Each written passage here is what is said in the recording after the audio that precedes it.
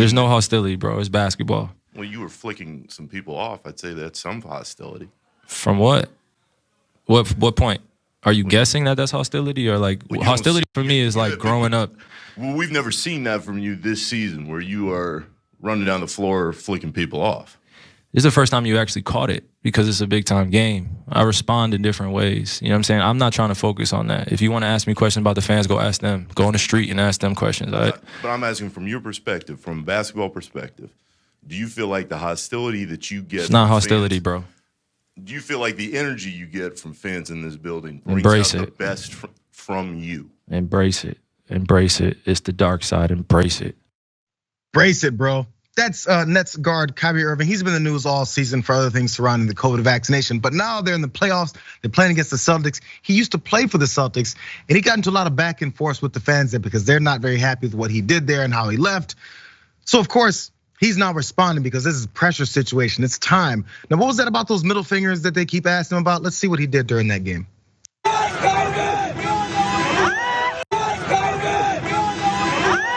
gonna have to move out of the way, please. You're gonna have to move out of the way, please.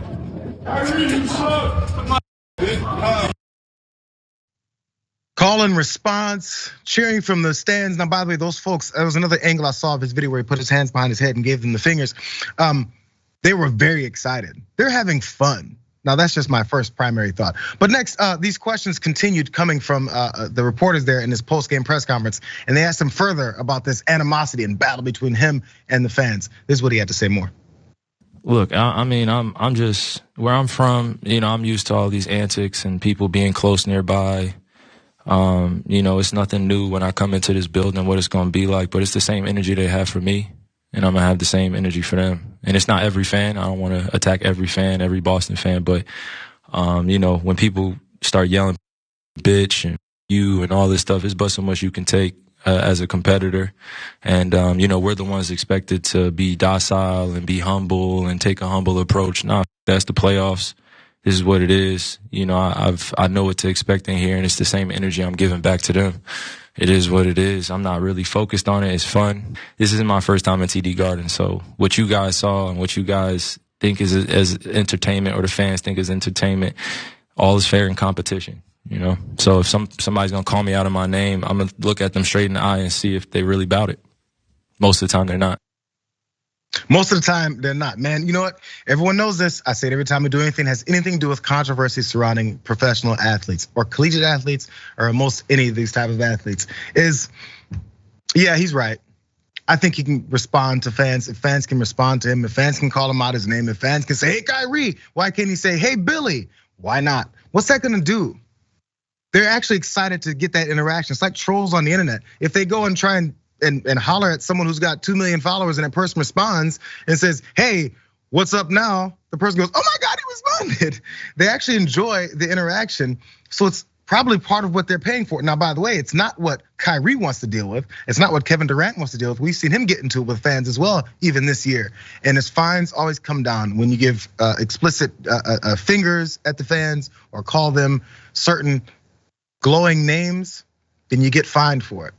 I don't know, Waz, where do we stand on this? Yeah, I don't know that I really have a problem with what Kyrie did specific to this game.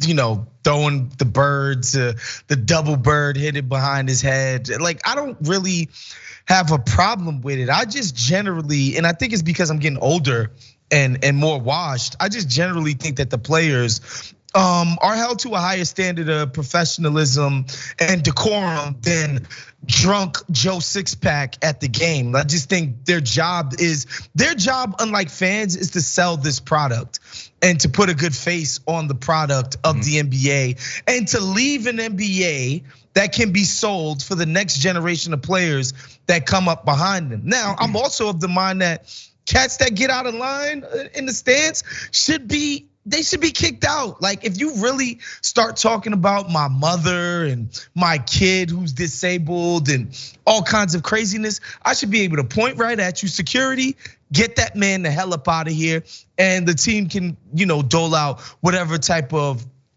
suspensions or whatever they want to do to fans. I just generally think it's a bad trend for players to sort of be answering disgusting behavior by fans in kind. I just don't think that's a good look or a great trend to go in the direction of. Yeah, we don't have to go to the graphics of this, but Shaquille O'Neal, Charles Barkley called them whining babies. These new age of athletes don't know how to deal with it. When both Shaquille O'Neal and Charles Barkley whined and complained all the time to media, to fans, to other teammates. My favorite player growing up was Reggie Miller. You know what he did to Spike Lee? A fan gave him choke symbols, said y'all ain't gonna win nothing. Talked to before, during, and after the game. And you know what we did about that? We said, look at this great playoff atmosphere between Reggie Miller back in the Garden. We loved it. Now it's a problem. I think it's a bit hypocritical. Also, Charles Barkley is the same guy that threw a dude, I think it was a fan or heckler or somebody, through a glass window at a bar one time. Come on, man. Come on. Chuck might not be the guy to speak on this. Yeah, come on.